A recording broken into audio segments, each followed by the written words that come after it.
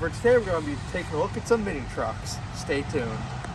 So what do you know about mini trucks, Brett? So I know that most mini trucks are going to be right-hand drive because in Japan they drive on the left side of the road.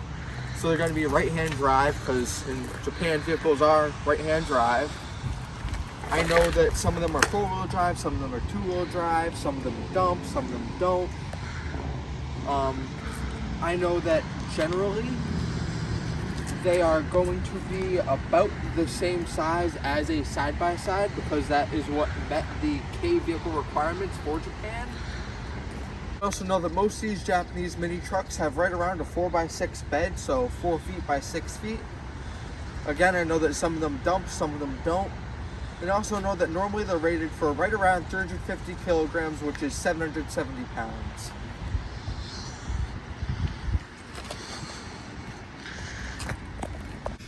All right, so we're here in the mini truck cab. It's a little cramped for us American guys. I think in general, Japanese people are a little smaller in stature. Me and Brett are both right around 6 foot, and we're both considerably over the 200-pound mark. So, but we fit here. Yeah, this would be comfortable.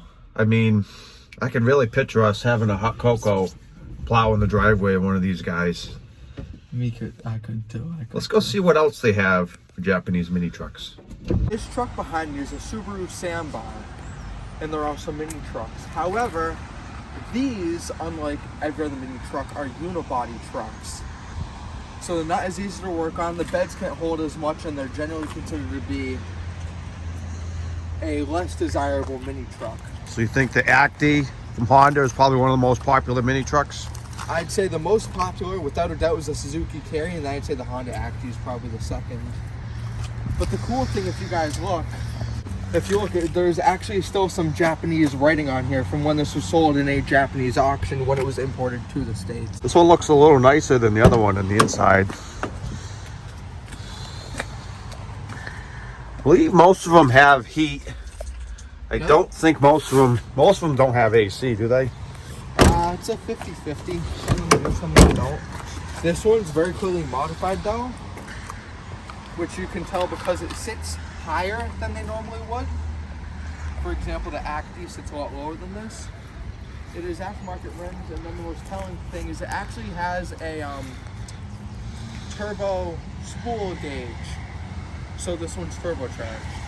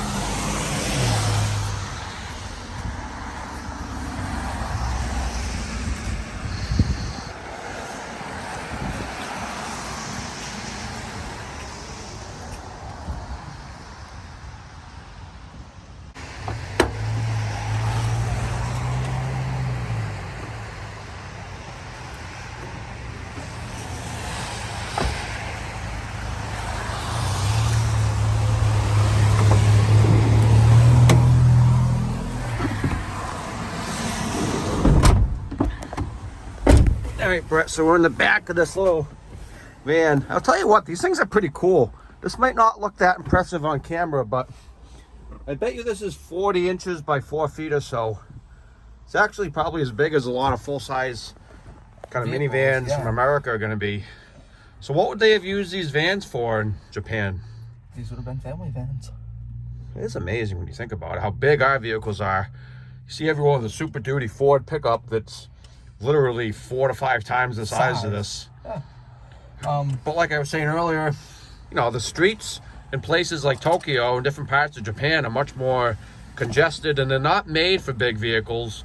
These are the only kind of vehicles you're actually going to fit over there. And believe it or not, they actually have like fire trucks and everything that are similar size I've to seen these. a couple of videos of literal Suzuki Carry fire trucks, and they are awesome. I'll try to get some pictures up on the screen during the video, but in addition to the fire trucks, I know they had like scissor lift trucks where the whole bed was on a scissor lift and it actually went up in the air as like a work platform for the Japanese workers to work on different things and different projects for the towns and cities. And again, like with the mini trucks, they're almost exclusively going to be 5 speeds like this one is. And then again, indicator stock windshield wipers are going to be switched. The cool thing though is this one is 123,000 kilometers, which is going to be like 75-ish thousand miles. And I don't know about you, but I haven't seen many 25-plus-year-old vehicles with 75,000 miles on them. Yeah, I think because Japan is a lot smaller, They drive a lot less. they yes. drive a lot less place to place, whereas the U.S. is so big and so open. You know, it's not uncommon to have to drive 50 or 100 miles, whereas there. And I don't know about you, but I think it'd be pretty comfortable to take a ride in this. Yeah, I mean, it's definitely not built for people that are 6 foot and 200 pounds, but it is doable, Yeah. especially if you're going to use it as more of a yard, kind of a work vehicle, and an occasional road trip here and there. Yeah, which is what we would end up doing with the mini truck. But like I said earlier, I didn't see too many of these maybe 5 years ago, and I've noticed in the last 2 to 3 years, I'm seeing a lot more of them on the roads. The other part of that is because the real mini truck boom, so to speak, happened in Japan around the mid-90s. Around 95-ish, let's say. And so a lot of the mini trucks that were 94s, 95s weren't importable up until 5 years ago. And so 5 years ago would have just been the start of it, whereas a lot of them really started getting imported or made 96, 97. They would have been importable right around when the pandemic hit. Mm.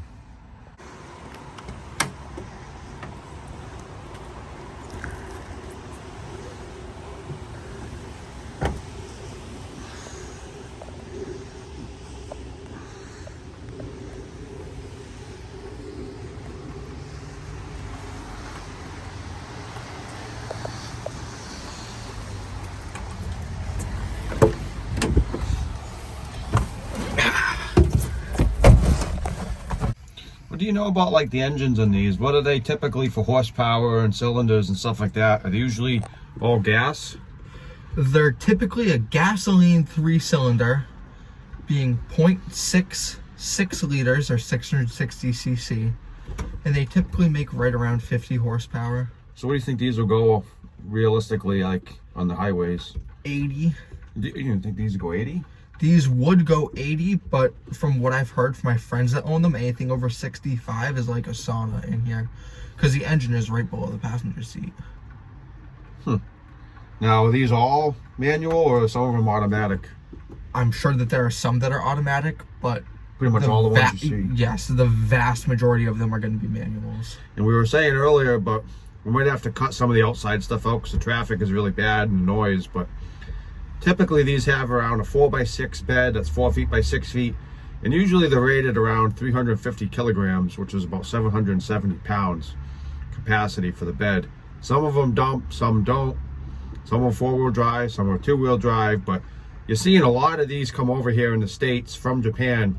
People are buying them up and using them as, you know, kind of like UTVs, replacing golf carts, replacing mules, replacing John Deere Gators. They're just a cheaper alternative, and they can be road legal depending on what state you live in. So a lot of these are going to be pretty typical heat and AC.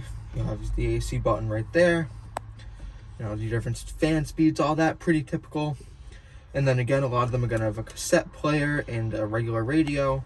However, because of the FM that Japan uses, these players only go to, I think it's like 84, 85. Now, So a lot of them won't even pick up US stations. so if you think about it, you get one of these babies for, let's say, 6-7 grand, which I think is what they go for.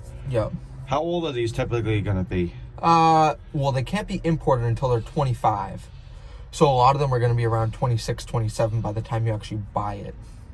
But you're getting a enclosed cab with heat and AC. You can get one that's 4-wheel drive and dumps, let's say for $7,000. Now compare that to getting a UTV that can do all that. Which isn't going to be road legal and is probably going to cost you 15, 20 grand. So I think you can see why these are becoming so popular. I actually wanted to get one of these a number of years ago when I bought, right before I bought my zero-turn Arians. I had saved up a few grand and I was almost Going to get one of these? I almost bought one of these mini trucks, and then I ended up getting the Arians instead, but I really still want one of these. Like I said, I could picture me and Brett in the driveway with hot chocolates, with a 6-foot plow and one of these little babies. This would be a really nice little plow rig. I actually have 3 separate friends that all own mini trucks. And they're really popular. Yeah. Let me get some shots. Come on.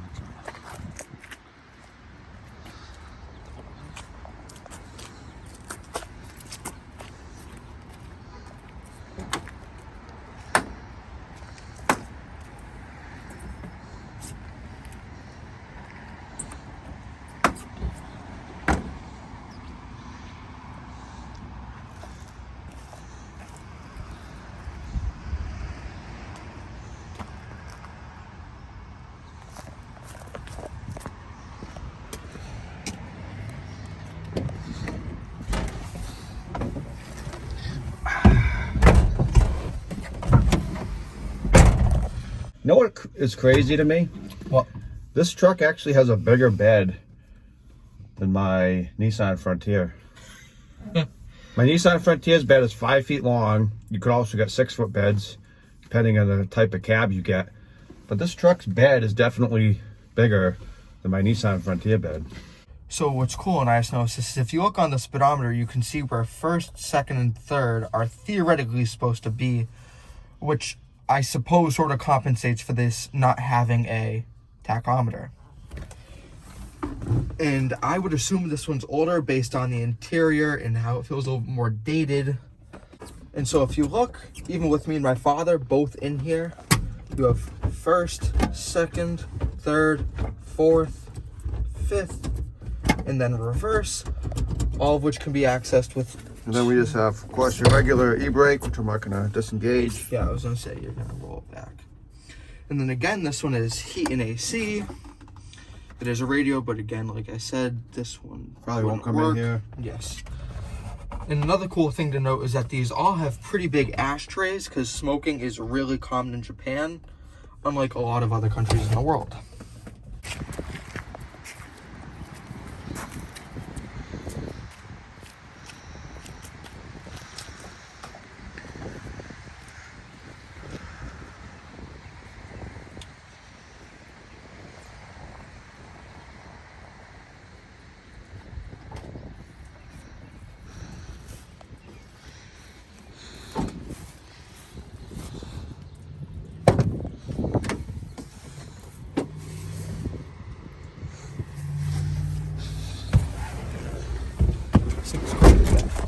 All right, so we talked to the owner. He's not really a video kind of a guy. He didn't want to be on video that much, but he said his partner was more of the talking guy. So he recommended we come back a different day if we want to have them in the video.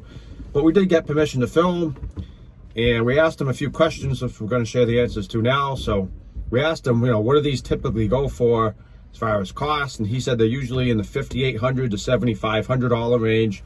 That's going to depend on a few factors. One being, is it 2-wheel drive or 4-wheel drive? Also, does it dump or not? Because obviously dumper is going to be more money, 4-wheel drive is going to be more money. But the other thing he said was that the Mitsubishis are typically going to run a little bit less than the Suzukis and the Hondas and the Subarus.